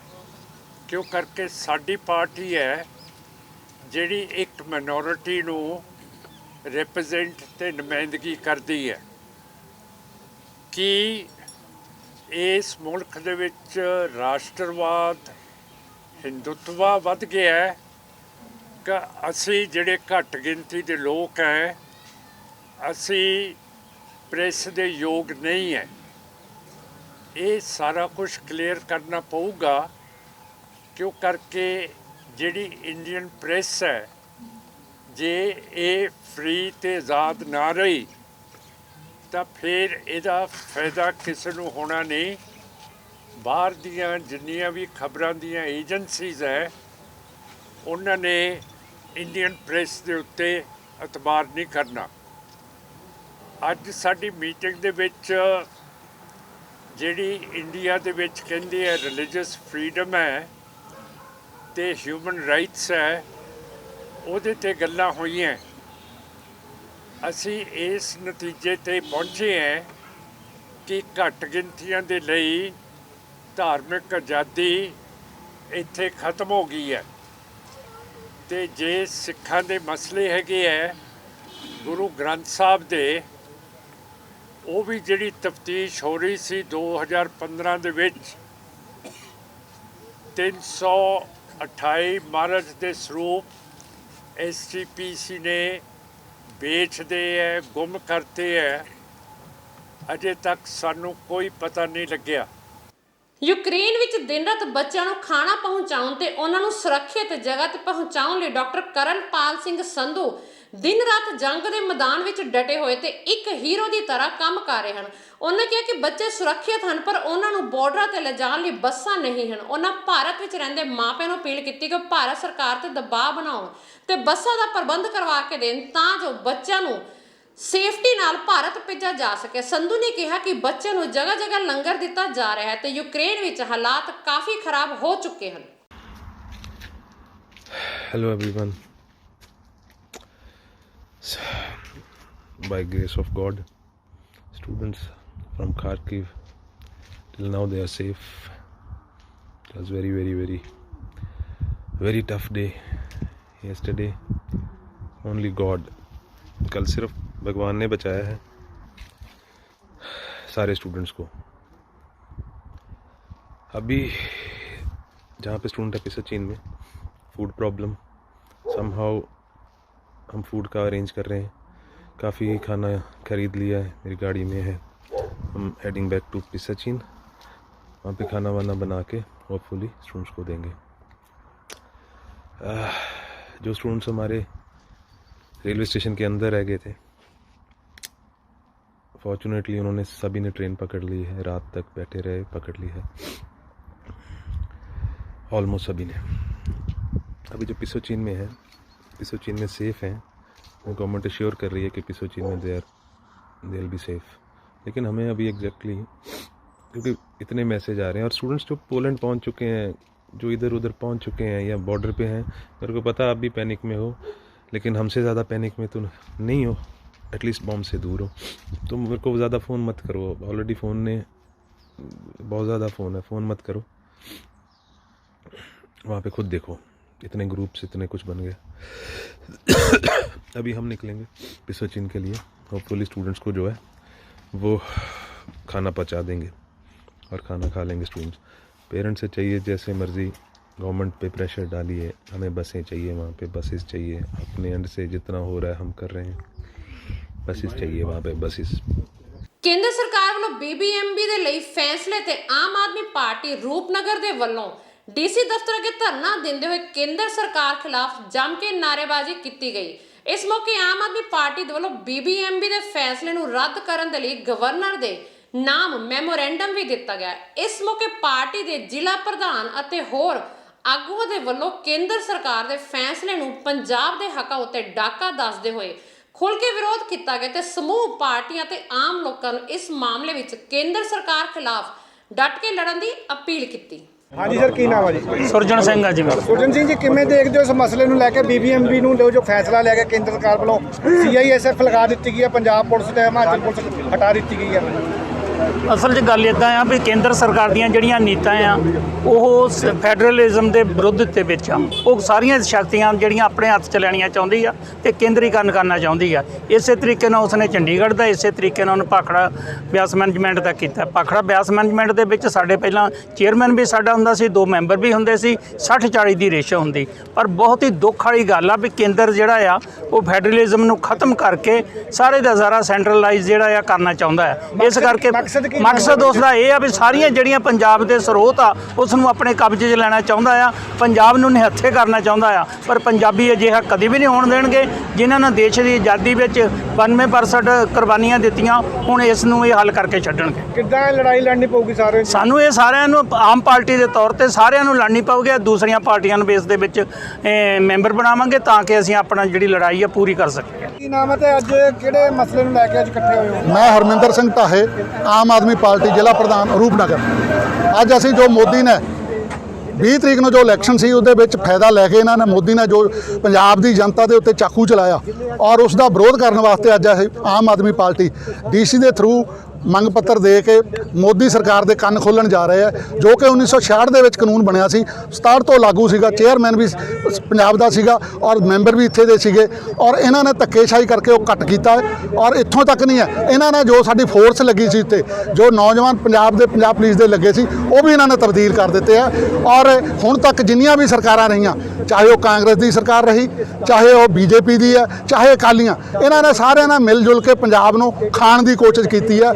ਪੰਜਾਬ ਦੇ ਪੂਰੇ ਖੰਭ ਵਧੇੜ ਦਿੱਤੇ ਗਏ ਆ। ਹੁਣ ਫਿਰ ਇਹਨਾਂ ਨੂੰ ਕੋਸ਼ਿਸ਼ ਕੀਤੀ ਹੈ ਕਿ ਇਲੈਕਸ਼ਨ ਦਾ ਫਾਇਦਾ ਲੈ ਕੇ ਪੰਜਾਬ ਨੂੰ ਬੁਰੀ ਤਰ੍ਹਾਂ ਉਜਾੜਿਆ ਜਾਵੇ। ਪਹਿਲੀ ਪਾਤਸ਼ਾਹੀ ਸ੍ਰੀ ਗੁਰੂ ਨਾਨਕ ਦੇਵ ਜੀ ਦੇ ਚੋਲੇ ਦੇ ਦਰਸ਼ਨ ਕਰਨ ਲਈ ਹੁਸ਼ਿਆਰਪੁਰ ਤੋਂ ਹਰ ਸਾਲ ਵਿਸ਼ਾਲ ਸੰਘ ਡੇਰਾ ਬਾਬਾ ਨਾਨਕ ਪੈਦਲ ਹੀ ਜਾਂਦਾ ਹੈ।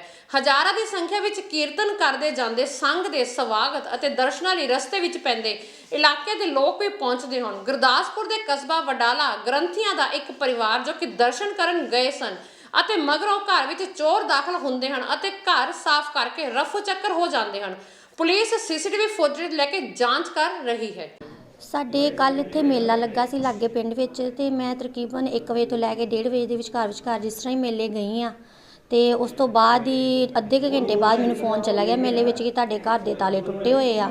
ਜਿੱਦਾਂ ਹੀ ਮੈਂ ਮੇਰੇ ਹਸਬੰਡ ਮੁੜ ਕੇ ਉੱਥੋਂ ਫੋਨ ਕੀਤਾ ਕਿ ਤੁਸੀਂ ਘਰ ਜਾ ਕੇ ਚੈੱਕ ਕਰੋ ਕਿ ਘਰ ਦੇ ਤਾਲੇ ਟੁੱਟੇ ਆ। ਇਹ ਉਸੇ ਵੇਲੇ ਆ ਗਏ ਆ ਤੇ ਆ ਕੇ ਦੇਖਿਆ ਕਿ ਸਾਰੇ ਤਾਲੇ ਟੁੱਟੇ ਹੋਏ ਆ ਤੇ ਗੋਲਡ ਵਗੈਰਾ ਸਾਰਾ ਜੋ ਕੈਸ਼ ਸੀ ਉਹ ਸਾਰਾ ਹੀ ਲੈ ਗਏ ਨੇ ਅਲਮਾਰੀ ਤੋੜ ਕੇ। ਕਿੰਨਾ ਕੁ ਨੁਕਸਾਨ ਹੋਇਆ, ਕੀ ਕਹਿ ਰਹੇ? ਸਾਡਾ ਤਕਰੀਬਨ 20 ਤੋਲੇ ਸੋਨਾ, ਜਿਹਦੇ ਵਿੱਚ ਵਿਦ 20-22 ਲੱਖ ਕੈਸ਼ ਹੈ, 20-22 ਹਜ਼ਾਰ ਕੈਸ਼ ਹੈ ਤੇ 10 ਲੱਖ ਦਾ ਤਕਰੀਬਨ ਨੁਕਸਾਨ ਜਿਹੜਾ ਸਾਡਾ ਹੋ ਗਿਆ। ਦੇਖੋ ਜੀ, ਸਾਨੂੰ ਇਨਫੋਰਮੇਸ਼ਨ ਮਿਲੀ ਆ ਆਸ਼ੀਸ਼ ਕੁਮਾਰ ਜੀ ਨੇ ਇਥੋਂ ਵਡਾਲਾ ਗ੍ਰੰਥੀ ਅੱਡੇ ਤੋਂ। ਇਹਨਾਂ ਦੇ ਘਰ ਜਿਹੜਾ ਵਾ ਚੋਰੀ ਦੀ ਵਾਰਦਾਤ ਹੋਈ ਆ ਤੇ ਇਹਨਾਂ ਦੇ ਦੱਸਣ ਮੁਤਾਬਕ ਇਹਨਾਂ ਦੇ ਘਰੋਂ 22,000 ਰੁਪਈਆ ਕੈਸ਼ ਤੇ ਮਤਲਬ ਕਾਫੀ ਮਾਤਰਾ ਸੋਨਾ ਜਿਹੜਾ ਵਾ ਚੋਰੀ ਕਰਕੇ ਲੈ ਗਏ ਆ। ਤੇ ਇਹਦੇ ਰਿਗਾਰਡਿੰਗ ਮੌਕੇ ਤੇ ਆਏ ਆ, ਇਨਵੈਸਟੀਗੇਸ਼ਨ ਕਰ ਰਹੇ ਆ। ਜੋ ਵੀ ਤੱਥ ਸਾਹਮਣੇ ਆਉਣਗੇ ਉਹਦੇ ਮੁਤਾਬਕ ਜਿਹੜੀ ਕਾਰਵਾਈ ਕੀਤੀ ਜਾ ਰਹੀ ਹੈ। ਸਰ ਕੋਈ CCTV ਫੁਟੇਜ ਸਾਹਮਣੇ ਆਈ ਹੋਵੇ? ਉਹ ਹੁਣ ਚੈੱਕ ਕਰਾਂਗੇ ਜੀ। ਫਿਲਹਾਲ ਇਹਨਾਂ ਦਾ ਸਟੇਟਮੈਂਟ ਲਿਖ ਕੇ ਤੇ ਜਿਹੜਾ ਵਾ ਆਪਾਂ FIR ਰਜਿਸਟਰ ਕਰਕੇ ਤੇ ਇਨਵੈਸਟੀਗੇਸ਼ਨ ਸ਼ੁਰੂ ਕਰਾਂਗੇ। ਕਿੰਨਾ ਕੁ ਸੋਨਾ ਗਿਆ, ਕਿੰਨੀ ਮਾਤਰਾ ਗਿਆ, ਕੋਈ ਆਈਡੀਆ? ਉਹਨਾਂ ਕੋਲ ਡਿਟੇਲ ਲੈਣੀ ਹੈ ਜੀ, ਲੈ ਕੇ ਤੇ ਫਿਰ ਜੋ ਵੀ ਉਹਦੇ ਅਕੋਰਡਿੰਗ ਸਾਰਾ ਦੇਖਾਂਗੇ ਜੀ। ਫਾਜ਼ਿਲਕਾ ਦੇ ਇੱਕ EVM ਸਟਰੋਂਗ ਰੂਮ ਲਈ ਬਣਾਏ ਗਏ ਸੈਂਟਰ ਸਰਕਾਰੀ ਲੜਕਿਆਂ ਦੇ ਸਕੂਲ ਦੇ ਵਿੱਚ ਗੋਲੀ ਚੱਲਣ ਦੀ ਆਵਾਜ਼ ਆਈ, ਜਿਸ ਤੋਂ ਬਾਅਦ ਮੌਕੇ ਤੇ ਜਾ ਕੇ ਦੇਖਿਆ ਕਿ ਸਟਰੋਂਗ ਰੂਮ ਦੀ ਸੁਰੱਖਿਆ ਗਾਰਡ ਵਿੱਚ ਤੈਨਾਤ ਬਤੌਰ ਪ੍ਰਭਾਰੀ ਸਬ ਇੰਸਪੈਕਟਰ ਨੂੰ ਗੋਲੀ ਲੱਗੀ ਹੋਈ ਸੀ। ਦੱਸਿਆ ਜਾ ਰਿਹਾ ਕਿ ਸਟਰੋਂਗ ਰੂਮ ਦੀ ਗਾਰਡ ਦੇ ਪ੍ਰਭਾਰੀ ਵਜੋਂ ਤੈਨਾਤ ਸਬ ਇੰਸਪੈਕਟਰ ਬਲਦੇਵ ਸਿੰਘ ਵੱਲੋਂ ਸਰਕਾਰੀ ਪਿਸਤੌਲ ਨਾਲ ਖੁਦ ਨੂੰ ਗੋਲੀ ਮਾਰੀ ਗਈ। ਹਾਲਾਂਕਿ ਜ਼ਖਮੀ ਪੁਲਿਸ ਅਧਿਕਾਰੀ ਨੂੰ ਜਦੋਂ ਸਰਕਾਰੀ ਹਸਪਤਾਲ एम्बुलेंस के जरिए ले जाया जा रहा था तो रस्ते में उसकी मौत हो गई। ये कोई सब इंस्पेक्टर थे बलदेव चंद, तो उनको लाया गया था यहाँ पे, तो ये ब्रॉड डेड डिक्लेयर हुए। ज़्यादा डिटेल्स तो हमें नहीं पता है, अभी ये सारी कार्रवाई चल रही है, आप देख सकते हैं। हाँ जी, हमारे पास एक्चुअली 108 एम्बुलेंस ही लेकर आई थी। फर्दर कुछ नहीं, हम लोग एक PI भेज दी है हमने और फैमिली का वेट कर रहे हैं, उसके अकॉर्डिंग आगे की कार्रवाई की जाएगी। ਦੋਸਤੋ ਇਹ ਸਨ ਸਾਡੀਆਂ ਦੀਆਂ ਖਾਸ ਖਬਰਾਂ। ਨਵੀਆਂ ਤੇ ਤਾਜ਼ਾ ਖਬਰਾਂ ਲੈ ਕੇ ਫੇਰ ਹਾਜ਼ਰ ਹੋਵਾਂਗੇ। ਤਦ ਤੱਕ ਲਈ ਦਿਓ ਇਜਾਜ਼ਤ। ਰੱਬ ਰਾਖਾ।